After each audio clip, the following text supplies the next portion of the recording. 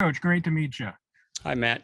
Hey, I'm just curious, what was it that really most interested you in this opportunity and coming to work with, Spags and Andy, two guys that you have a long history with?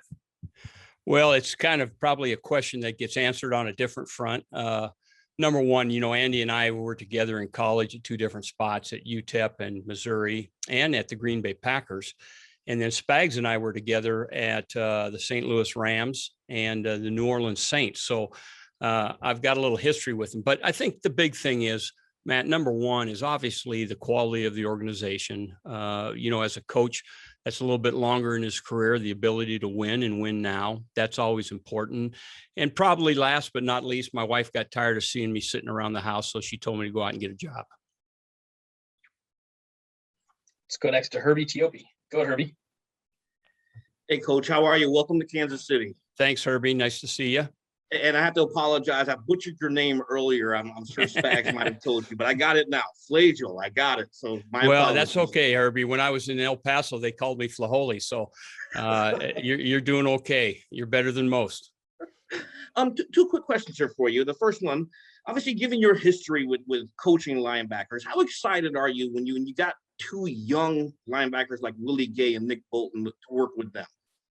Well, it's a great opportunity, no doubt, Herbie. I would say this, and again, I'm gonna brag on Matt House a little bit. Matt and I have been together at a couple of different spots. We were together at Carolina and the St. Louis Rams. So I'm kind of the substitute teacher in some respects. But listen, great to have those young guys, get them indoctrinated in the scheme and try to bring them along. But Matt does a great job with them. And I'm just really impressed. I think he's a quality football coach. I chime in and give my 2 cents when it's appropriate, but I don't want to discount what he's done in the room too. So again, kudos to him. Lucky to have the two young guys, anxious to get working with them and see how we go and see where this all plays out. And my final question along those same lines, you mentioned Coach House, but how beneficial is it to have a grizzled veteran like Anthony Hitchens there to also take them under their wing and teach them the ropes? Well, I tell you, you can't discount that enough. I mean, Herbie, let me just tell you something. His ability to manage the defense, and again, if you sat in our meeting rooms and listened to the communication that the Mike linebacker has to make this thing all come together and work.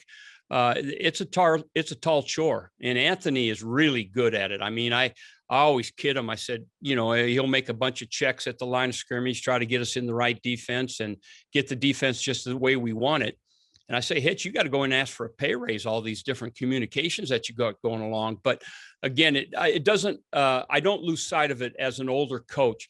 One of the most important aspects of playing middle linebacker in this league is not only you have to have the physical ability, but you've got to have high-speed internet, and you've got to be able to diagnose things fast, quick. You've got to get us. You're the eraser. If the coordinator makes a call that maybe doesn't really fit the formation, the situation, the Mike linebacker a lot of times has the ability to amend or correct a call.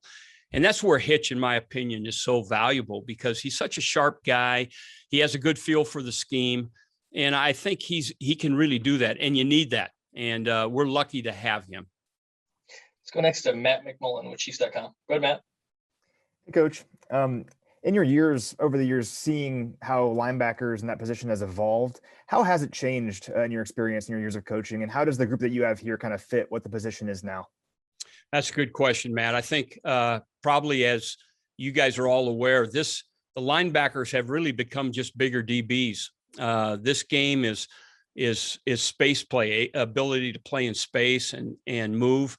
Offense do such a great job of spreading the field both horizontally and vertically that the old days where you used to have a linebacker that weighed 250 and all you wanted to do is come downhill and blow up a fullback on a lead play, that doesn't happen very often. Teams are rarely in two back sets. Most of the teams are in zebra or 11 personnel, depending on how you call it, where they've got three wide. So really the linebackers that are in the ball game have to be bigger defensive backs. They have to be able to move. They have to be able to cover. You got to be able to take matchups on tight ends and running backs and play man to man and not feel like you're giving much away to the offense.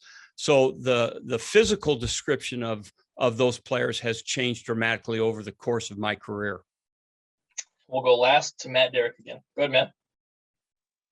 Hey, Coach, you touched on it a little bit with Herbie, and Andy went a little bit of detail too, that, you know, you can really be there to do some special projects and take some things off, maybe off the plate for Spags. You know, what kind of role beyond just the outside linebackers, what kind of role do you feel like that you can fit in for this team, and what you can kind of do for Spags in that role? Well, I'm just open to anything that he wants me to do. I really feel like if there's a way for me to lighten their load a little bit, so to speak, during the course of the season.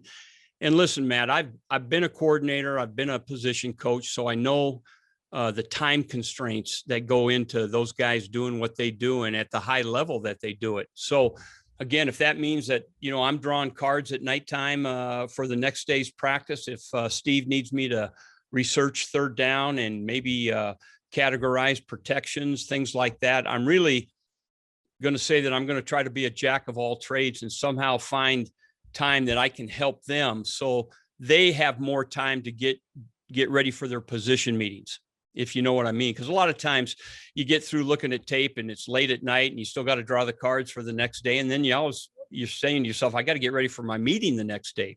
Hopefully I can take some of that stuff off of them so that they can pay a little bit more attention to making sure that they're ready for their meeting the next day and that they're fresh to do it. They're not coming into the office and they, you know, they look like they've been on awake for the last 72 hours.